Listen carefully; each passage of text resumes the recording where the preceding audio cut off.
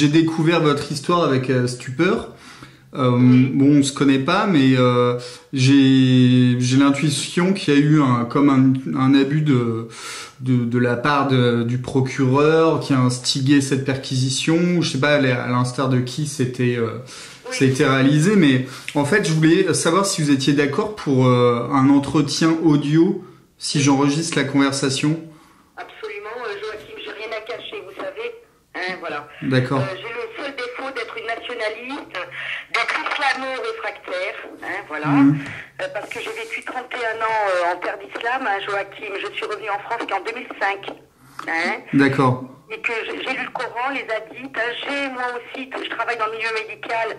J'ai soigné bénévolement pendant 20 ans des musulmans. Donc je ne supporte pas qu'on me traite d'islamophobe parce que ben voilà, je ne suis pas phobique ni névrosée de l'islam. Je suis lucide, islamo-réfractaire. D'accord. Et vous êtes secrétaire général de Vigilance Halal, c'est ça? Absolument, et je représente aussi Richard Roudier, la Ligue du Midi pour le 64, également les intérêts de Madame Tazin et Pierre Cassan pour le 64. D'accord, parce que je connais Alain Peretti, le docteur vétérinaire qui préside Vigilance Halal, qui est une excellente association, mais vous-même, j'avais pas eu encore l'occasion de vous rencontrer. Donc, d'accord. Ouais.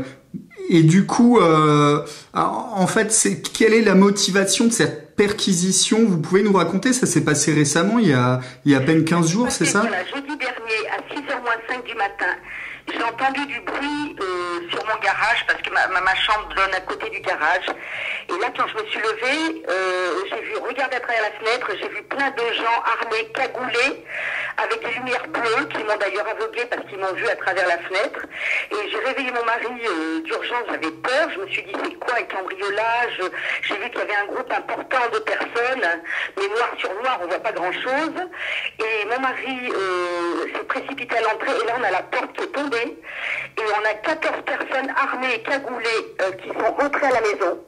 Voilà. Qui nous ont bousculés, qui ont commencé à courir dans tous les sens, à tout fouiller notre maison. Et une deuxième brigade est arrivée, c'était la police criminelle de Bayonne. Voilà. Ils étaient 4, eux ils étaient en policiers normaux, quoi, enfin habillés normalement. Ils ont perquisitionné, ils ont tout fouillé, ils m'ont fait un trou dans le mur, ils m'ont arraché la rambarde de mon escalier, ils m'ont pété des tableaux. Mais ils vous ont parlé quand même? Ils n'ont pas frappé à la porte avant de la fractionner? Il y a des choses qui m'échappent en fait. Mais qu'est-ce qui se passe, etc. Mais vous le saurez tout à l'heure. Voilà, c'est ce qu'on m'a répondu. Donc pendant une demi-heure, ils ont fouillé la maison.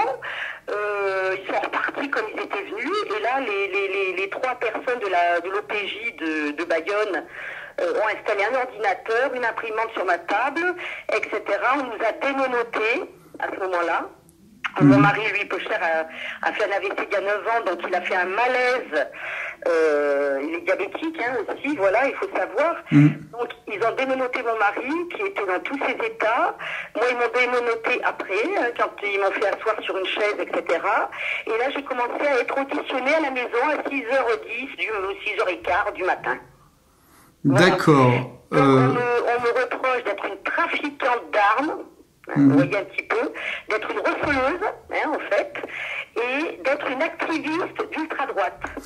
Alors, votre mari a un permis de quoi? Vous êtes membre d'une fédération, de la fédération de tir. Vous avez une autorisation pour du tir sportif, c'est ça? C'est ça, Joachim. Depuis 4 ans, nous faisons partie du tir de club sportif de Cibourg, qui se trouve vers Andagne, sur la frontière.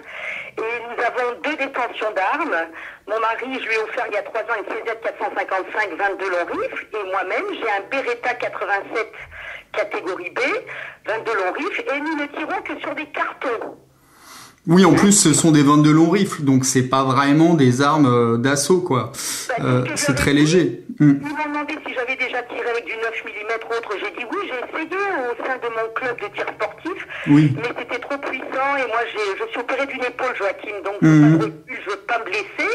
Donc nous on préfère le 22 long rifle, oui, tout simplement, oui. Ouais, il faut savoir pour les gens qui connaissent pas trop tout ça, que des chasseurs qui sont très nombreux en France quand même disposent de carabines qui sont bien plus puissantes que ceux-là. Hein. Ah oui, Tous les chasseurs qui tirent sur des sangliers ou des chevreuils, j'en ai dans ma famille, c'est autrement plus puissant quoi. Donc ils ont des chevrotines, enfin c'est du ouais. buzz.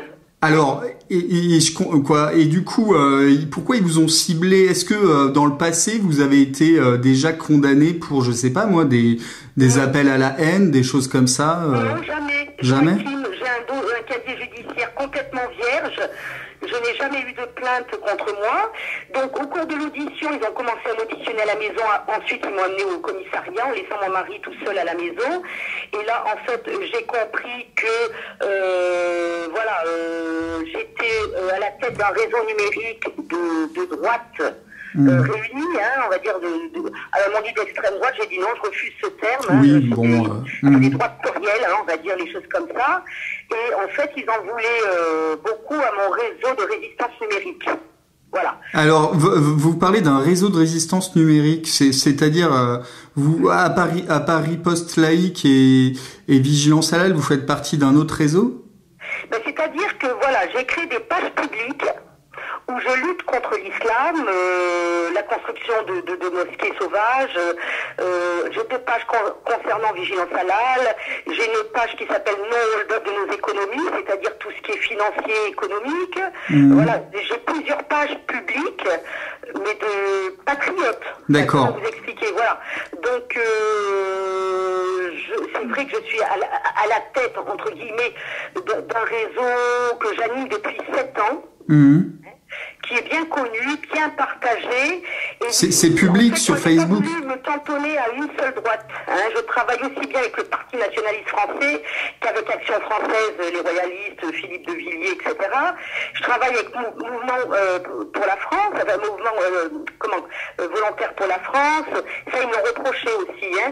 Ouais. Je fais partie du ciel, je travaille avec Karim Ouchik, de droite chrétienne, voilà. D'accord. Pierre Cassan. Voilà, je travaille avec plusieurs organisations, une vingtaine d'organisations de droite. Et en fait, c'est là où le bas blessé. Ils m'ont dit que ça faisait 3 mois qu'ils me surveillaient. Alors, ils ont trouvé un prétexte fallacieux. Ils m'ont posé des questions comme quoi, est-ce que j'étais à la tête d'une groupuscule d'ultra-droite en Pays Basque qui s'appellerait Autodéfense du Pays Basque? Je dis, mais je ne connais pas. Je dis, moi, je n'ai que des pages publiques, donc tout ce que je fais est public. J'imagine bien que ces groupuscules, Joachim, s'ils doivent exister, sont dans l'ombre et ils vont pas venir s'afficher sur Facebook. Bien sûr, évidemment. Twitter, attendez, c'est la logique.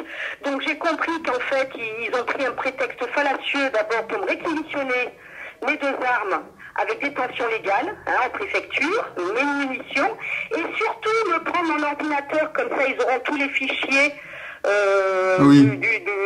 des patriotes et des résistants avec lesquels je travaille depuis de nombreuses années.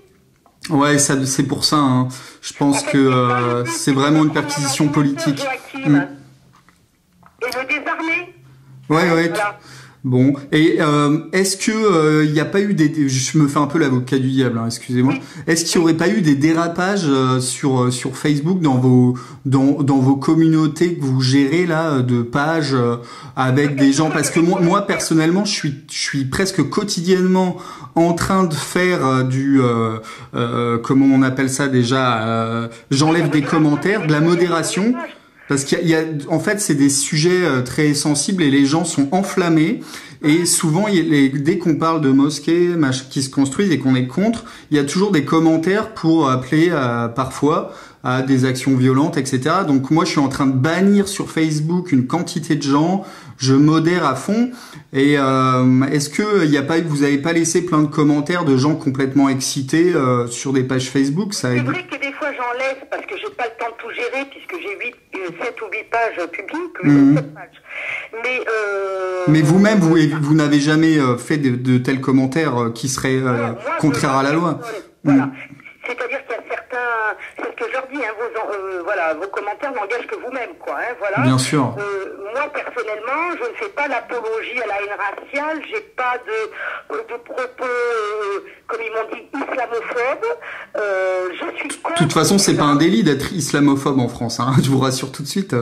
Moi, j'aime pas ce terme parce que c'est un terme qui est imposé par nos adversaires par à la fois les islamistes et les gauchistes qui veulent faire taire toute critique de l'islam et qui veulent psychiatriser le débat en faisant croire que on aurait une phobie maladive, etc. Or que, évidemment, on peut tout à fait être contre la construction d'une mosquée salafiste à côté de chez soi. Il y a aucun problème.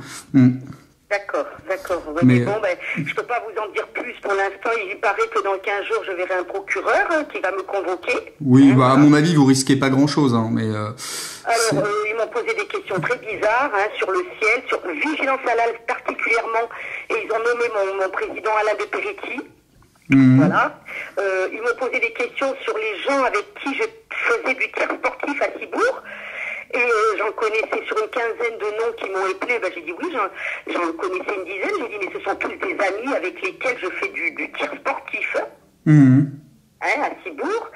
Donc moi j'ai l'impression qu'il y a eu une délation, une diffamation de quelqu'un qui m'en voulait, qui a donné mon nom, je ne sais pas pourquoi. Et en fait, s'il y a eu un trafic au sein du club de tir sportif ou quelqu'un d'entre nous qui était peut-être pour le coup vraiment receleur, moi je ne suis au courant de rien et je ne participais à aucune, aucune action illégale de toute façon. D'accord. Et est-ce que vous avez des dégâts matériels chez vous? Vous allez devoir remplacer votre porte, des choses comme ça?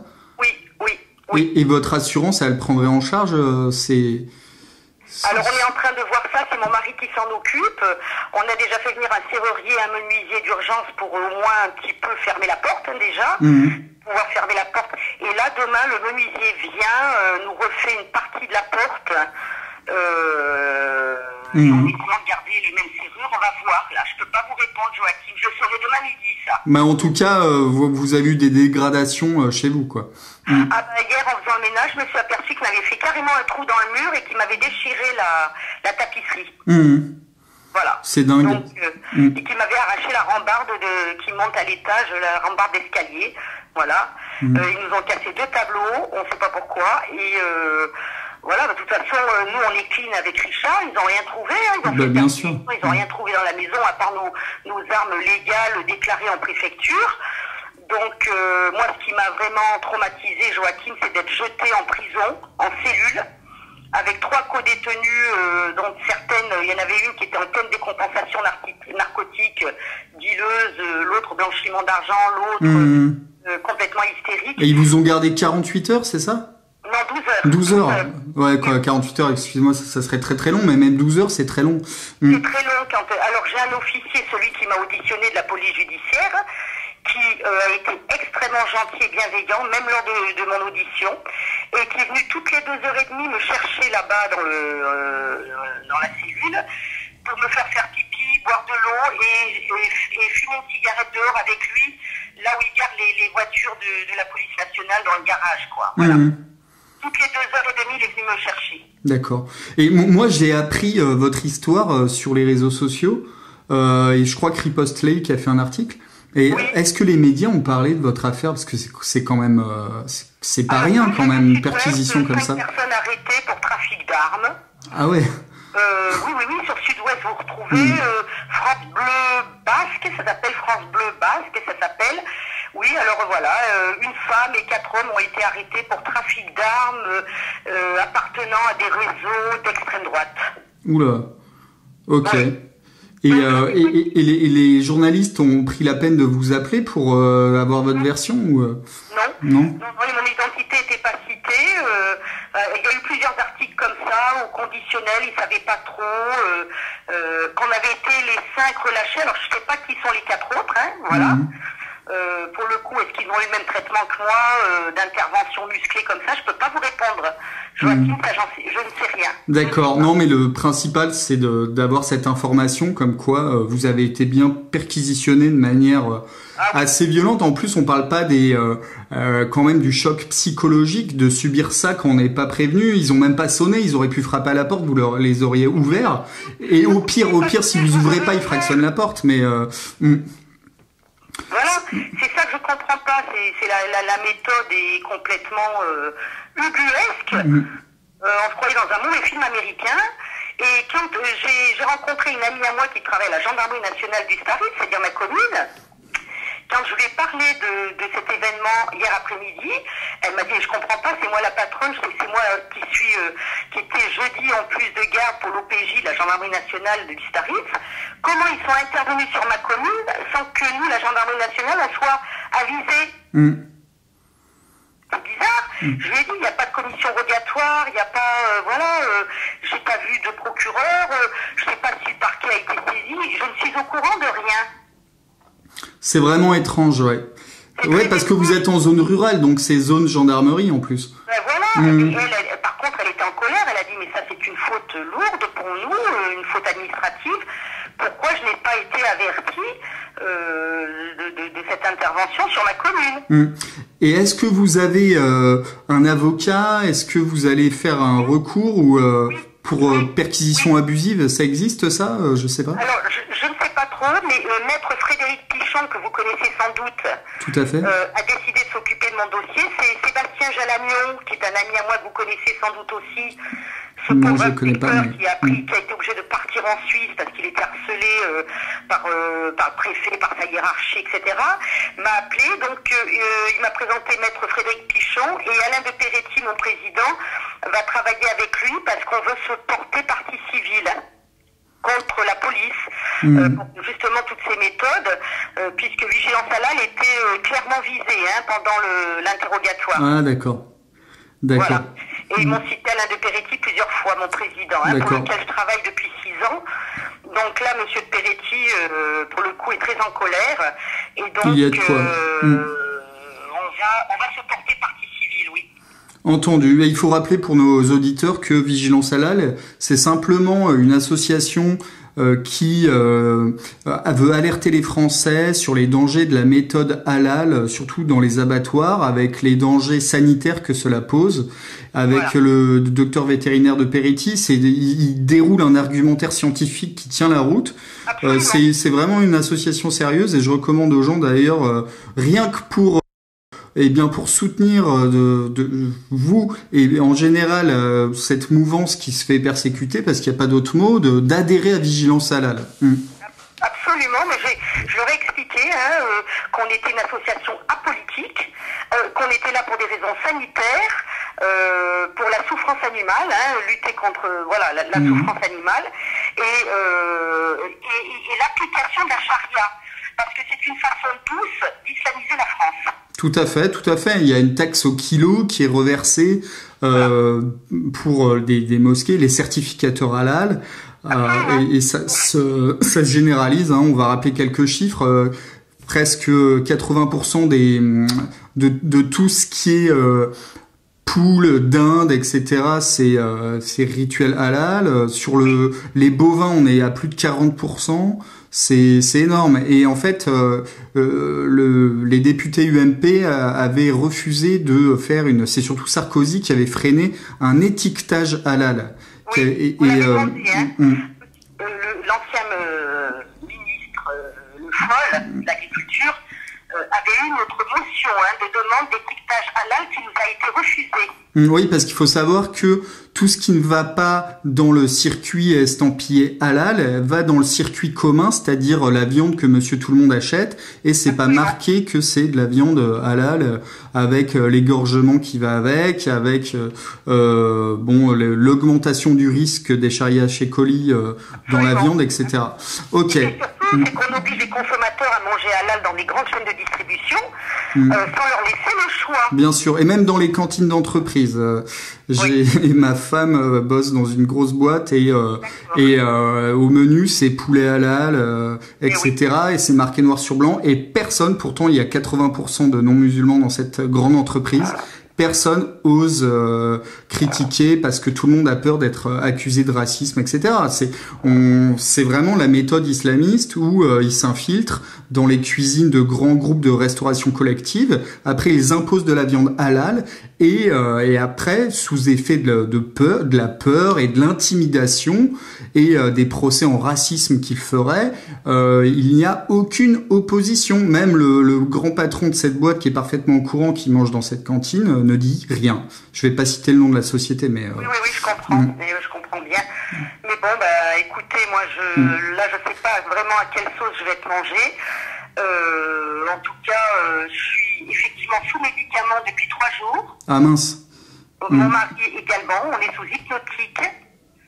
Parce qu'on n'arrivait plus à dormir la nuit, on suffoquait, on avait des points au cœur.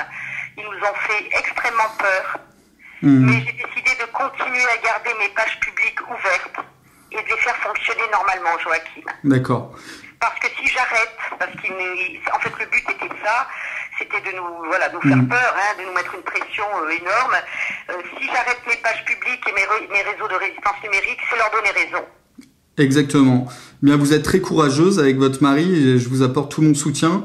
Merci beaucoup, Joachim. Et donc j'espère que cette interview va permettre aux gens de mieux comprendre comment ça se passe en France. Apparemment, on aurait une police politique qui viendrait perquisitionner des patriotes qui n'ont rien à se reprocher. Absolument. Et c'est extrêmement grave. Et j'espère que l'action menée par Frédéric, le maître Pichon, pour faire valoir vos droits et répliquer face à cette perquisition inique portera ses fruits. Voilà. Oui, tout à fait. Et on se tiendra au courant des suites de cette affaire, évidemment, à l'Observatoire de l'islamisation. Je vous remercie beaucoup, monsieur Veliotti.